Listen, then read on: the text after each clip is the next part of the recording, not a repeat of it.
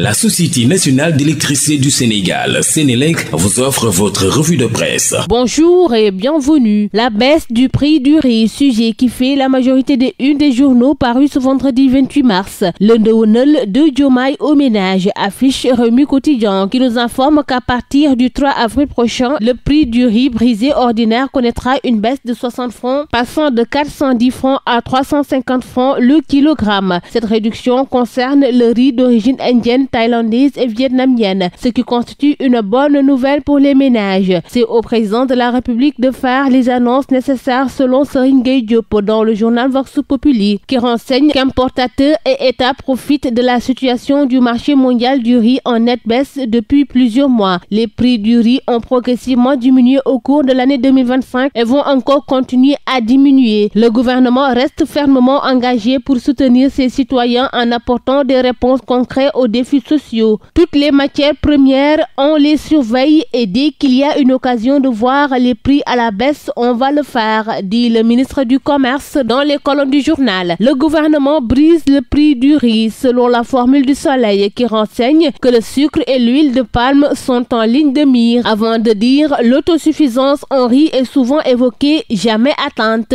En politique, le débat ne s'estompe pas sur la proposition de loi interprétative de la loi d'amnistie. Bar Sud Quotidien à sa une. Birahim Seck enfonce le clou. Dans son post publié hier, le coordinateur du Forum civil qualifie les propositions de juridiquement lamentables et moralement injustes, ce qui conforte le collectif des familles des victimes qui exige ni plus ni moins l'annulation de l'amnistie. Pendant ce temps, la nouvelle plateforme dénommée Coalition Ensemble pour demain la juge dangereuse. Face à ce méli-mélo, la Commission nationale des droits de l'homme du Sénégal recommande l'avis du Conseil constitutionnel. Pastef n'Amadou-Pas, un jeu de mots du quotidien. À la page 11 du journal de Madiambal Diagne, l'on nous informe que la Commission nationale des droits de l'homme et le bureau du Haut Conseil des droits de l'homme veulent la publication des rapports d'enquête sur les morts. Libération et l'Observateur sont revenus sur le braquage en pleine circulation à Ouakam. Le journal du groupe Futur Média livre les détails explosifs de l'enquête et démontre à sa page 2 comment le propriétaire des 100 millions de francs CFA a été vendu au braqueur par son proche collaborateur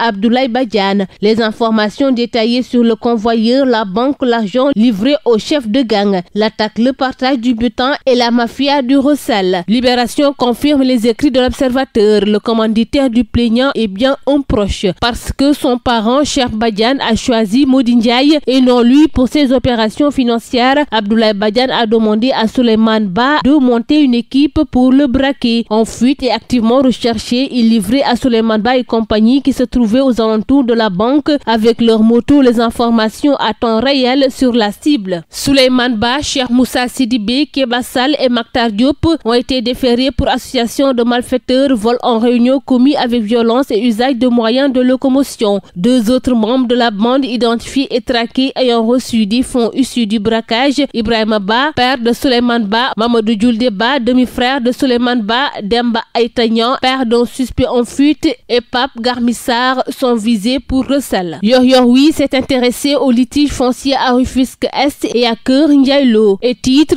plainte contre Ousmane Ndiaye, proche de Mariam Faisal et Abdoulaye Dia Sénico, accusé d'accaparement de 22 hectares de terre. Le journal renseigne Ousmane Ndiaye s'est permis, d'après les familles lésées, d'avoir vendu 4,5 hectares de leur terre au patron de Sénico, Abdoulaye Dia, au prix d'1,3 milliard de francs CFA en 2023. Rapporte le journal. En sport, Diomansi Kamara défend Pape Thiaw et Sadio Mané, écrit Les Échos. Selon lui, il va falloir laisser du temps à Pape Thiaw de pouvoir bien bosser, donner un peu plus de respect à Sadio Mané parce qu'il le mérite. Depuis très longtemps, on s'est vu beaucoup trop beau. People pour terminer avec Rewmi Quotidien, qui est allé à la découverte du financier de l'acting sénégalais. Sissoko, de son nom à l'état civil, la mine est une mine de secrets instructifs sur la jonction entre l'utile et l'agréable, la profession et la passion. C'est cette passion qui, l'ayant habité depuis sa tendre enfance, s'épanouit dans ses différents rôles interprétés avec le succès qui fait de lui le chouchou des cinéphiles sénégalais. Un entretien qu'il a accordé à Anna Thiaw. C'est tout pour votre revue de la presse. À vos kiosques et très bonne lecture. La Société nationale d'électricité du Sénégal, Sénélec, vous a offert votre revue de presse.